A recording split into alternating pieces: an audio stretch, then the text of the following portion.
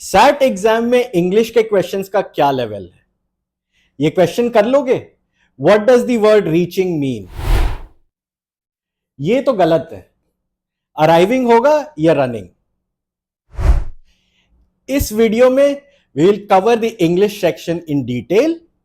अगर इंग्लिश आपका main language नहीं है तो तैयारी कैसे करनी है, and we will also do some sample questions from the exam. तो अगर इस क्वेश्चन का आंसर जानना है तो वीडियो को एंड तक जरूर देखते रहना।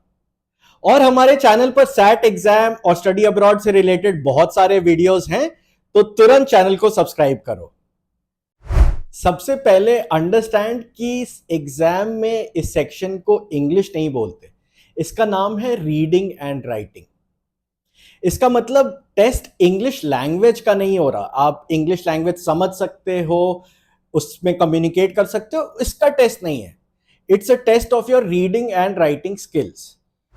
तो आइल्स, टोएफल ऐसे जो एग्जाम्स होते हैं वो टेस्ट होते हैं कि आपकी अंडरस्टैंडिंग क्या है इंग्लिश की, can you communicate in English. But SAT is a more in depth evaluation of grammar, word usage and reasoning. तो अगर आप मेरी तरह एक non native speaker of English हो तो हमें क्या करना है? अगर आपका स्पोकन इंग्लिश पे कमांड नहीं है तो there is nothing to worry, क्योंकि स्पोकन इंग्लिश तो बिल्कुल भी टेस्ट नहीं होगी। Focus first on the grammar section. वहां आप मैथ्स के लेवल की एक्यूरेसी ला सकते हो। उसके बाद when we move to reading section it becomes difficult. अगर आपको इंग्लिश रीडिंग का बहुत ज्यादा प्रैक्टिस नहीं है, it will become difficult, but we learn some tips on how to go about the reading section. Think of the reading section as a reasoning test. ये एक reasoning test है। अगर आप लॉजिकली सोच सकते हो, you can do well on the reasoning section. इसके अलावा बहुत सारे बच्चे बोलते हैं क्या हमें वर्ड समझ नहीं आ रहे, क्या हम बहुत सारे वर्ड्स हैं उसको लर्न कर जाएं? तो वर्ड्स आप लर्न कर सकते हो, एक छोटी लिस्ट याद भी कर सकते हो, but don't try to mug up the whole dictionary. That's not going to help, क्योंकि यहां पे जो भी क्वेश्चंस होंगे वो कॉन्टेक्स्ट में पूछे जा रहे हैं, आपको कॉन्टेक्स्ट में वर्ड समझने हैं।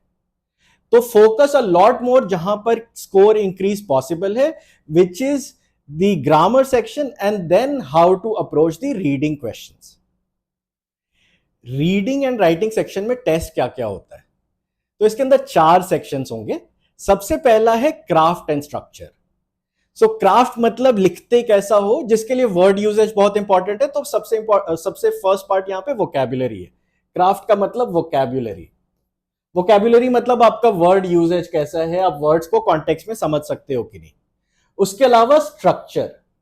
स्ट्रक्चर मतलब पैसेज पढ़ोगे तो पढ़ के आप ये समझ सकते हो पहले ये बोला, फिर ये बोला, फिर ये बोला। That's the structure of a passage. Next section is expression of ideas. लिख कैसे सकते हो? एक्चुअली लिखना कुछ नहीं है। सारे question across all the 4 are multiple choice questions, और जिसमें एक ही सही आंसर होता है। बट एक्सप्रेशन ऑफ आइडियाज में क्या चेक होगा? ट्रांजिशंस। जब आप लिखते हो, लेट्स से मैंने कुछ एक लाइन लिखी, फिर मैंने दूसरी लाइन लिखी जो पहले लाइन को कॉन्ट्राडिक्ट कर रही है, तो हम हाउएवर को ट्रांजिशन की तरह यूज करते हैं। तो इस सेक्शन में ये टेस्ट होता है कि आप ट्रांजिशंस कैसे यूज कर सकते हो। तीसरा स्टैंडर्ड इंग्लिश कन्वेंशंस, मतलब ग्रामर। तो अगेन ऐसा नहीं है कि जाके पूरी ग्रामर की किताब पढ़नी है। कुछ सर्टेन रूल्स हैं, उसको अच्छे से समझना है और बार बार क्वेश्चंस में अप्लाई करना है। Finally information and ideas. Again ये रीडिंग कॉम्प्रिहेंशन का सेक्शन है। इसमें पैसेजेस होंगे 5-6 लाइन के। आपको समझना है, रिलेशनशिप समझनी है क्या है, और रीजनिंग करना है और आंसर पे पहुंचना है। So that's the entire reading and writing section.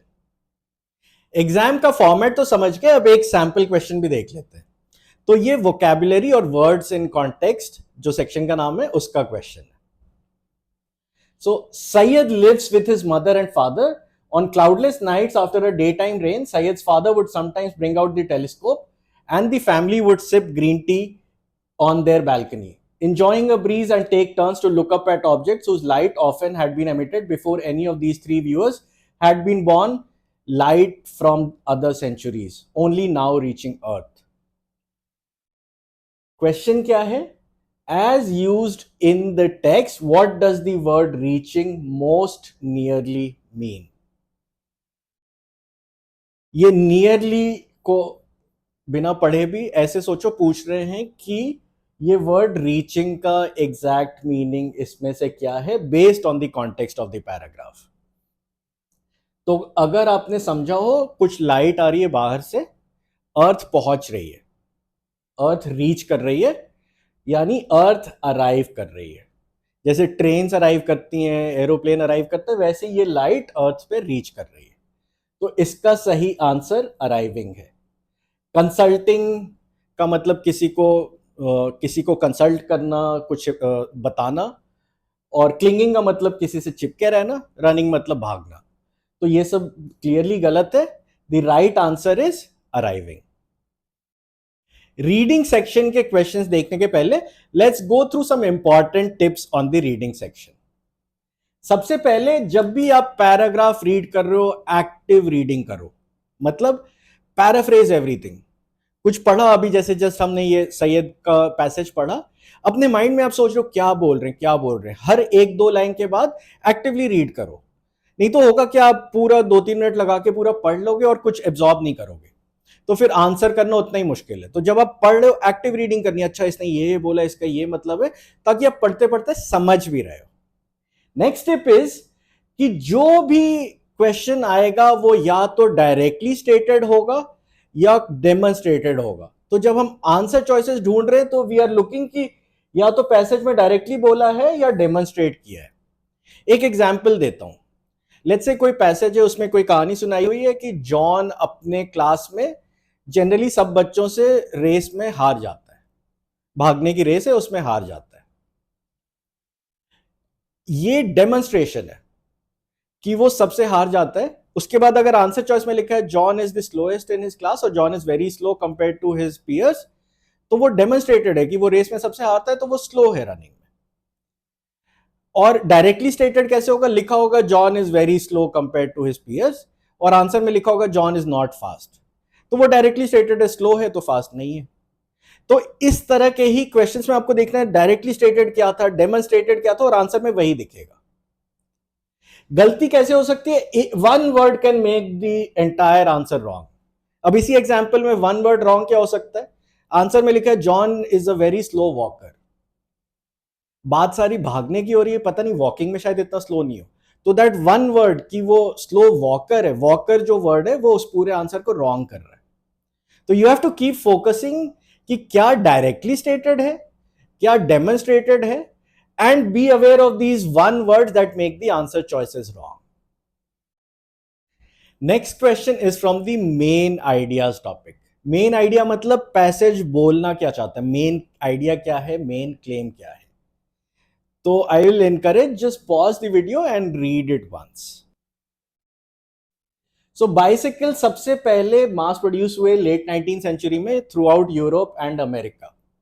अब देख रहे हो मैं इसको पैराफ्रेज कर रहा हूं, अपने लैंग्वेज में बोलते रहो एज यू रीड, है ना, नहीं तो कुछ समझ नहीं आएगा।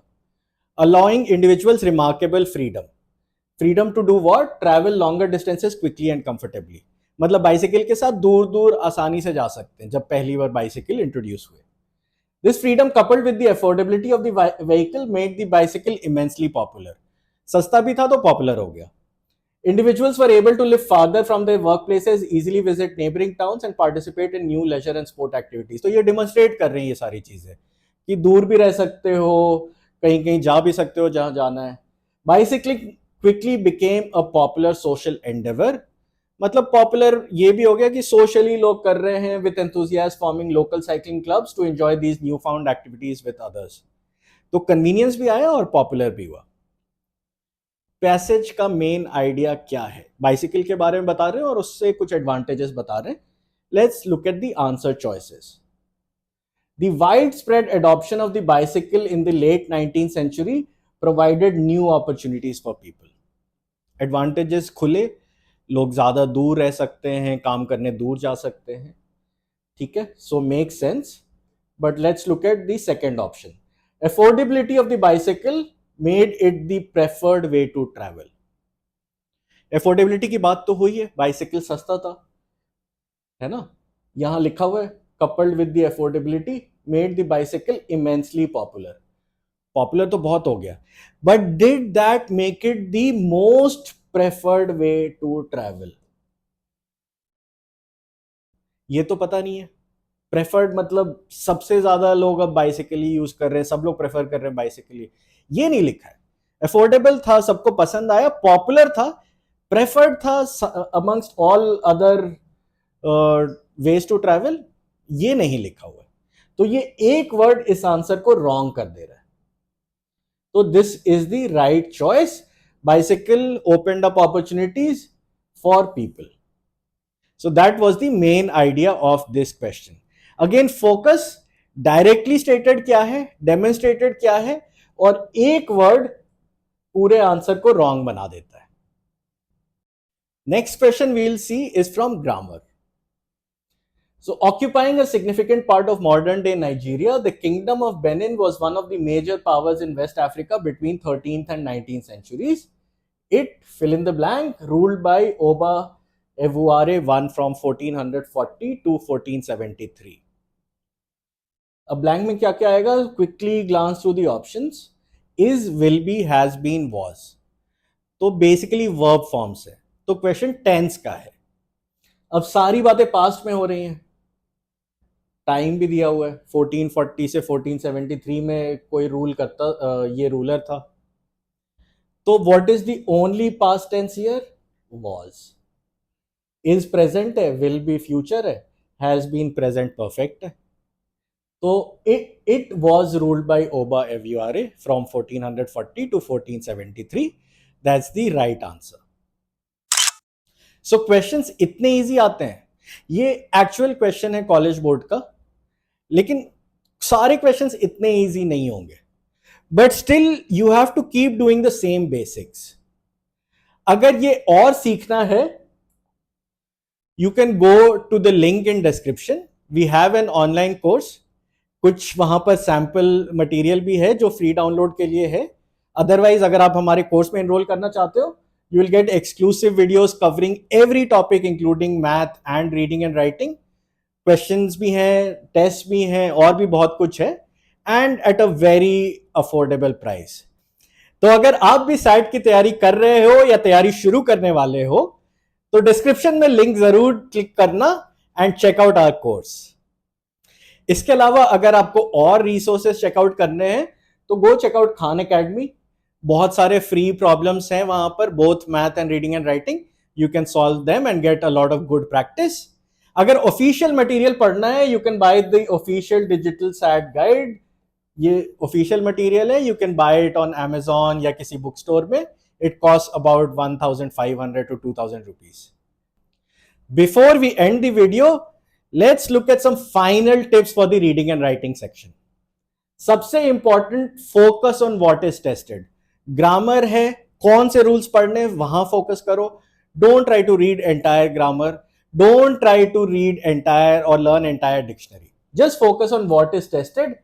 Make a study plan, practice करते रहो, सारे क्वेश्चंस प्रैक्टिस करते रहो. अपने आप को टेस्ट करो, बिना टेस्ट के काम नहीं चलेगा. टेस्ट करो तभी पता चलेगा मिस्टेक्स क्या है. कुछ बच्चे बोलते हैं हम 6 महीने से तैयारी कर रहे थे और पहला टेस्ट दिया एंड ओनली स्कोर्ड 900. तो ऐसा नहीं होना चाहिए. जैसे ऐसे पढ़ रहे हो, टेस्ट करो ताकि आपको पता चले कि आप किस लेवल पे हो and you improve further. So learn from mistakes, सारे कॉन्सेप्ट्स मास्टर करो, and believe me you can solve anything. Math हो, रीडिंग एंड राइटिंग हो, अगर आपने ढंग से तैयारी की है, you can get a really high score. और अभी तक अगर लाइक, शेयर, सब्सक्राइब नहीं किया, तो तुरंत वीडियो को लाइक करो और चैनल को सब्सक्राइब करो.